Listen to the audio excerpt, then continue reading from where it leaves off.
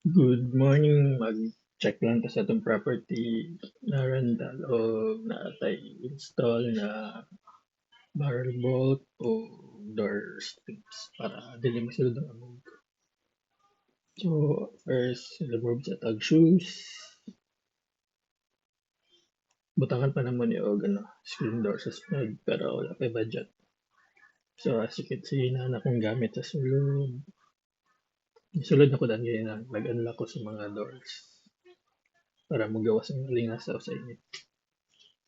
So, diri ta magbutag isa ka barrel bolt unya dara ang door strip sa ubos.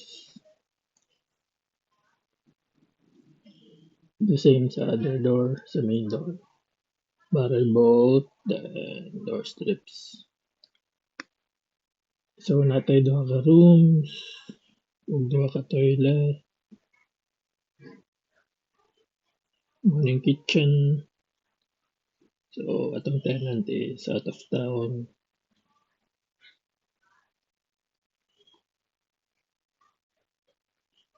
Kani ang smaller room which is ginahimo niya walk-in closet kay siya lang may isa na siya sa uban.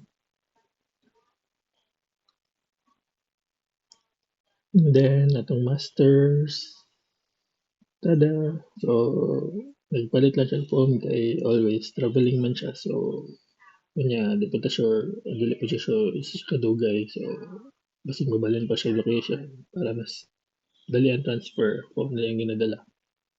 Maning toilet sa masters. So, na siya, high ceiling na balay. Acquired na ko nito nag-start ko sa pag-ibigan nitong April 2025. So, karon is July 2026. Ano itong ano to itaog.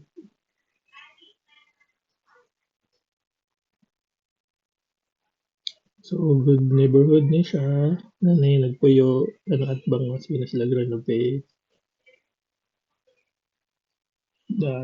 Likod na siya sa sa barangay hall sa Mintal. Padulog deka. So, skela na po na natong tapat na silingan. So, wala siya dining kay murag dira ra siya gakaon sa dining table. Dira ra siya gakaon sa tawag na murag standing table. So, mo na yung isa ka toilet.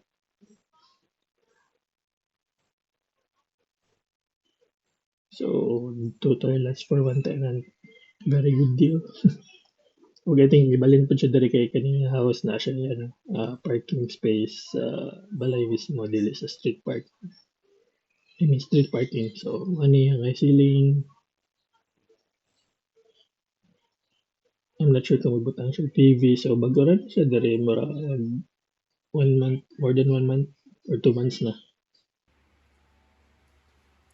One barrel bolt down.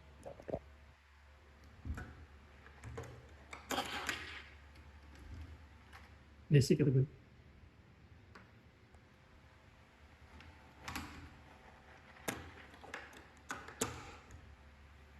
Next is katong door seal strip para dili magsulod ang kabaw. Okay. Tada! Nauman na ta sa harang dust sa tawag eh. Harang sa door. So, sa sulod na ako siya ibutang para dili gid makita ko car. Yung sa gawas dili pantay. Okay, next door.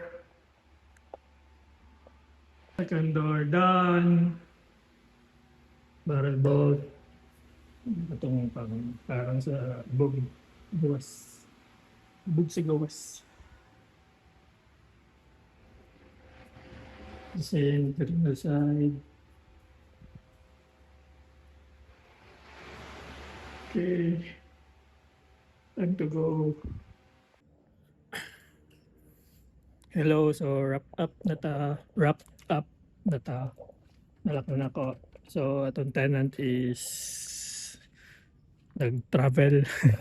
So, ang work niya is mostly nagabiyahe siya sa CDO, tas Manila, then Davao. So, actually, sorte ta ani na tenant kay dili mabunog ang balay. So, typically mura ra ginabili ng gamit niya. sa mga community.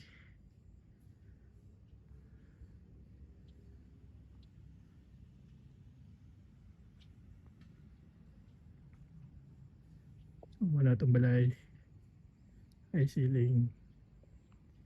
Ano na siya? Kasi na unit sa Greenwoods. So, lagan pag need na yuson, pati ito ang garahe. Di pa kasakan sa kinan. Tapos kaya sa kailangan pabawasan. And kailangan pa more.